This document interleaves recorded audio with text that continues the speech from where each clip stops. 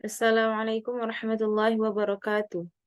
Alhamdulillahilladzi arsala rasulahu bil huda wa dinil haqq liyudhhirahu 'ala dini kullih walau karihal musyrikun walau karihal munafiqun. Asyhadu an la ilaha illallah wa asyhadu anna Muhammadan 'abduhu wa rasuluh. La nabiyya ba'da ma ba'du. Pertama-tama sekali marilah kita ucapkan puji syukur kehadirat Allah Subhanahu wa taala yang telah melimpahkan rahmat beserta karunia-Nya kepada kita semua. Salawat beriringkan salam mari kita ucapkan kepada Nabi Muhammad sallallahu alaihi wasallam dengan melafazkan Allahumma shalli ala Muhammad wa ala Muhammad. Baiklah yang terhormat Ibu Azana Zurullah Putri SPD MPD sebagai dosen pengampu mata kuliah Anatomi dan Fisiologi Makhluk Hidup. Baiklah, perkenalkan saya Marisa Junita dengan NIM 20231022 akan mempresentasikan materi tentang sistem pencernaan pada manusia.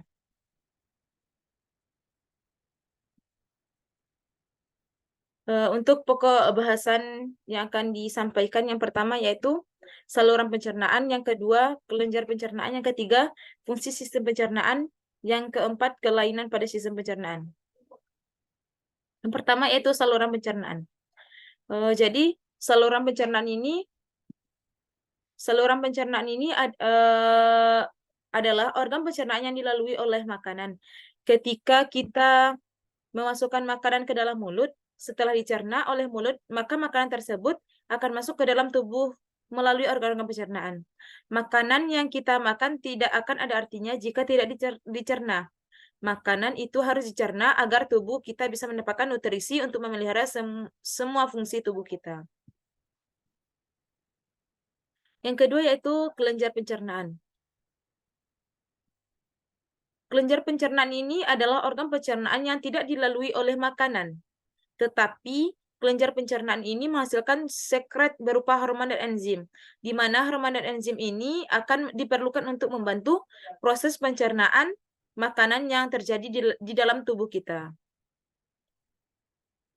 Untuk kelenjar pencernaan ini terdapat pada yang pertama mulut, yang kedua lambung, yang ketiga usus halus, yang keempat pankreas, yang kelima hati. Untuk saluran pencernaan ini dapat dilihat pada gambar yaitu ada mulut, kerongkongan, lambung, usus halus warna oranye, dan usus besar warna hijau, dan anus warna biru. Untuk mulut ini terdiri dari 3 bagian. Yang pertama yaitu gigi, yang kedua yaitu kelenjar saliva, yang ketiga yaitu lidah. Untuk gigi ini berfungsi untuk mendorong makanan atau menghaluskan dan mengoyak makanan ketika kita makan.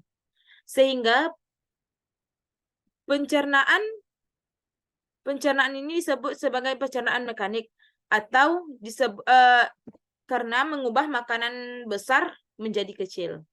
Yang kedua yaitu lidah. Lidah ini berfungsi atau berperan mengatur letak makanan di dalam mulut dan membantu kita pada saat menelan makanan atau mendorong makanan masuk ke dalam kerongkongan atau memindahkan makanan di dalam mulut. Dan makanan akan menjadi lembek dan berbentuk bulat yang disebut dengan bolus. Selain itu, lidah juga berfungsi sebagai indera pengecap. Yang selanjutnya yaitu kelenjar saliva atau kelenjar air liur, berfungsi sebagai menghasilkan saliva atau air liur, di mana di dalam saliva terdapat enzim pitialin atau amilase, berfungsi untuk mengubah molekul amilum menjadi maltosa. Karena pencernaannya dibantu oleh enzim, maka pencernaan ini disebut dengan pencernaan kimiawi. Yang selanjutnya itu yang kerongkongan. Kerongkongan atau esofagus adalah saluran penghubung antara bagian mulut dan lambung. Kerongkongan ini adalah berfungsi sebagai membantu untuk mendorong makanan masuk ke dalam lambung. Di dalam esofagus ini terdapat gerakan seperti meremas makanan yang mendorong ke bolus, yaitu ke lambung. Gerakan ini disebut dengan gerakan peristaltik. Yang ketiga yaitu lambung. Lambung ini terdiri dari 3 bagian. Yang pertama pilorus, yang kedua badan lambung, yang ketiga fundus. Di lambung ini terdapat otot lambung berkontraksi mengadu-adu bolus dan memecahnya. Fungsi lambung yang pertama yaitu menghasilkan cairan asam lambung atau disebut dengan HCl, di mana cairan asam lambung ini berfungsi sebagai disinfektan, yaitu membunuh kuman atau bakteri yang ikut masuk bersama makanan ke dalam lambung. Yang kedua, terdapat getah lambung. Lambung ini juga berfungsi menghasilkan beberapa jenis enzim. Yang pertama yaitu enzim pepsin berfungsi sebagai mengubah protein menjadi pepton. Yang kedua, enzim renin berfungsi sebagai mengendapkan protein susu atau kasein. Yang ketiga, enzim lipase. Enzim lipase ini berfungsi untuk mengubah lemak menjadi asam lemak dan gliserol. Selanjutnya yaitu usus halus. Usus halus ini terbagi menjadi 3 bagian. Yang pertama, jadi fungsi utama dari usus halus ini adalah tempat penyerapan zat-zat makanan atau sari-sari makanan. Usus halus ini terbagi menjadi 3 bagian. Yang pertama, usus 12 jari atau disebut dengan duodenum. Yang kedua, usus kosong atau usus tengah yaitu disebut dengan jejunum. Yang ketiga yaitu usus penyerapan atau ileum. Yang pertama yaitu usus 12 jari atau duodenum. Usus 12 jari ini terhubung dengan saluran pankreas dan empedu, di mana saluran pankreas ini menghasilkan 3 enzim. Yang pertama yaitu tripsin, memecah pepton menjadi asam amino. Yang kedua, enzim amilase, memecah amilum menjadi maltosa. Yang ketiga, enzim lipase, memecah lemak menjadi asam lemak dan gliserol. Yang selanjutnya itu kantong empedu, yang di dalamnya terdapat getah empedu yang berfungsi sebagai mengemulsikan lemak agar lebih mudah dicerna oleh enzim.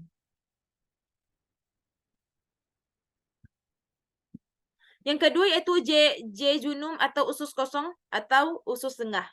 Jejunum ini terjadi pemecahan zat-zat makanan sebelum diserap tubuh. Yang ketiga yaitu ileum atau usus penyerapan. Terdapat jonjot usus untuk menyerap zat-zat makanan. Selanjutnya yaitu usus besar. Usus besar ini adalah bahan makanan yang di dalam usus besar ini bahan makanan yang tidak diserap oleh usus halus tadi, maka akan disalurkan ke dalam usus besar. Terdapat atau terdiri dari 3 bagian, yaitu yang pertama kolon menanjak, yang kedua kolon mendatar, yang ketiga kolon menurun. Di dalam usus besar, bahan makanan yang sampai pada usus besar dikatakan sebagai bahan sisa. Usus besar ini berfungsi sebagai mengatur kadar air pada sisa makanan.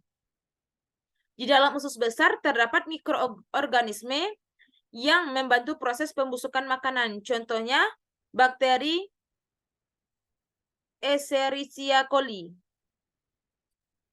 Yang selanjutnya yaitu anus. Anus adalah bagian terakhir dari saluran pencernaan. Organ ini berbentuk saluran seperti 2 inci atau 5,8 cm yang terdiri dari otot-otot dasar panggul dan 2 sfinkter anal atau internal dan eksternal. Anus dikelilingi oleh otot-otot sfinkter yang penting dalam memungkinkan mengontrol pengeluaran tinja. Otot dasar panggul menciptakan sudut antara rektum dan anus yang dapat menghentikan tinja keluar ketika itu tidak seharusnya. Sfinkter internal selalu kencang kecuali ketika feses memasuki rektum. Hal ini berfungsi agar seseorang bisa mencegah BAB tanpa disadari ketika tidur atau tidak menyadari kehadiran fesesnya.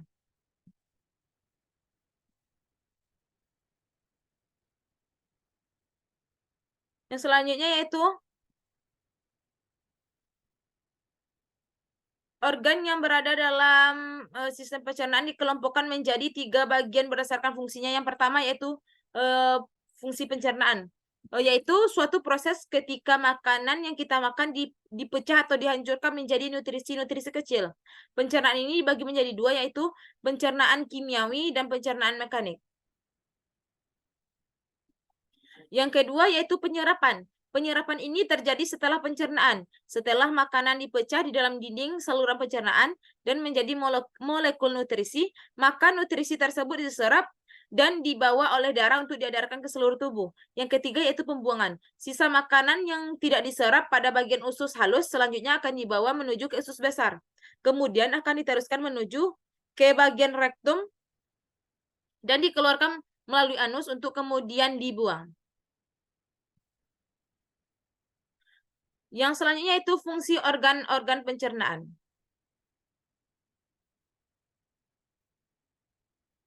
Fungsi organ pencernaan yang pertama yaitu mulut.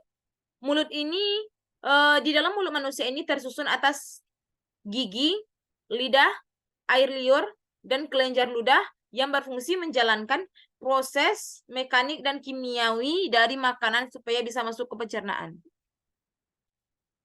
Yang kedua yaitu kerongkongan atau esofagus. Kerongkongan atau esofagus ini merupakan saluran penghubung antara rongga mulut dengan lambung. Fungsi dari kerongkongan yaitu sebagai jalan bagi makanan yang telah dikunyah dari mulut menuju lambung. Yang ketiga yaitu lambung. Lambung ini adalah kantung yang terletak di rongga perut sebelah kiri. Lambung ini berfungsi memecah makanan agar merubah menjadi seperti bubur. Dalam lambung ini makanan akan bercampur dengan zat asam dan enzim. Yang keempat yaitu usus halus. Usus halus ini atau usus kecil adalah bagian terpanjang yang disalurkan pencernaan manusia. Peran usus halus ini yaitu memecah sekaligus menyerap nutrisi dari makanan yang dikonsumsi.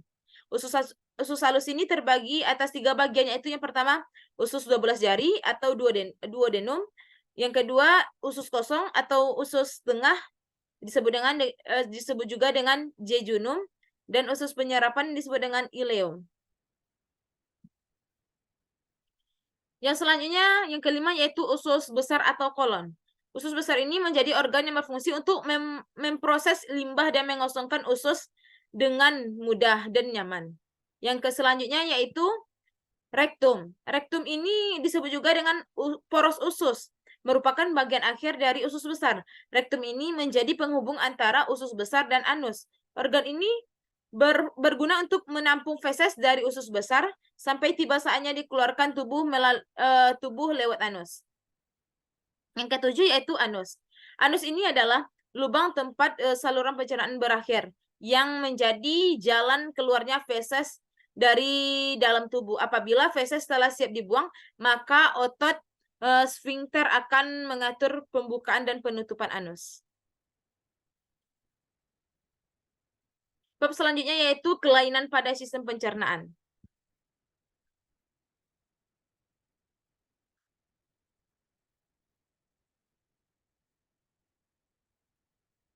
Kelainan pada sistem pencernaan yang pertama yaitu gondong.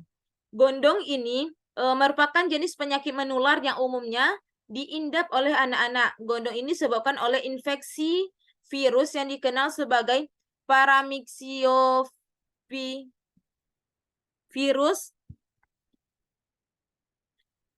Penyebaran virus gondong ini mirip dengan penyebaran virus flu, yaitu melalui air liur yang terkontaminasi.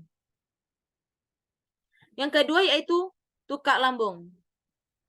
Tukak lambung ini adalah luka pada lambung yang menyebabkan penderitanya mengalami keluhan seperti perut kembung, nyeri, ulu hati, dan mual. Luka pada lambung ini disertai dengan peradangan pada lapisan dinding lambung, tepatnya di area sekitar ulkus. Yang selanjutnya yaitu diare. Diare ini adalah keluhan buang air besar, encer atau berair yang terjadi lebih dari 3 kali dalam sehari. Diare umumnya disebabkan oleh konsumsi makanan atau minuman yang terkontaminasi virus, bakteri, atau parasit. Yang selanjutnya yaitu serotomia. Serotomia ini adalah mulut kering. Mulut kering yang dirasakan di mulut karena kelenjar air liur tidak mampu memproduksi air liur yang cukup untuk membasahi mulut. Mulut akan terasa kering, bukanlah suatu penyakit, melainkan merupakan gejala dari suatu penyakit tertentu. Ketersediaan jumlah air liur yang cukup yang cukup sangat penting untuk menetralkan asam yang diproduksi bakteri, membatasi pertumbuhan bakteri di mulut, dan membersihkan mulut dari sisa-sisa makanan. Selain itu, air liur juga membantu proses mengunyah menelan makanan, serta enzim dalam air liur dapat membantu proses pencernaan. Yang selanjutnya yaitu apendisitis. Apendisitis ini adalah penyakit usus buntu, peradangan yang menyebabkan pembengkakan pada usus buntu atau appendix. Kondisi ini umumnya ditandai dengan nyeri pada perut bagian kanan bawah yang bisa memburuk bila penderita bersin, batu atau beraktivitas. Usus buntu ini merupakan organ terbentuk kantung kecil yang berukuran 5 sampai 10 cm. Organ ini terletak pada bagian awal usus besar yang terletak di bagian kanan bawah perut. Radang usus buntu atau apendisitis disebabkan juga oleh banyak hal, tetapi biasanya terjadi akibat sumbatan di usus buntu. Yang selanjutnya yaitu konstipasi. Konstipasi ini disebut juga dengan sembelit, adalah kondisi yang ditandai dengan sulit buang air besar atau BAB, atau frekuensi BAB yang lebih sedikit daripada biasanya. Kondisi ini sering dipicu oleh pola makanan yang tidak mengkonsumsi pola makan yang tidak mengkonsumsi cukup serat. Buang air besar merupakan tahap terakhir dari proses pencernaan. Dalam proses pencernaan manusia, sisa makanan yang dikonsumsi bergerak melalui usus kecil ke usus besar. Setelah air dan nutrisi yang diperlukan tubuh diserap dalam usus besar, sisa makanan tersebut lalu dikeluarkan melalui anus sebagai tinja. Baiklah, terima kasih atas presentasi pada hari ini. Lebih dan kurang, jika ada pertanyaan dari teman-teman dipersilahkan. Baiklah, saya akhiri. Assalamualaikum warahmatullahi wabarakatuh.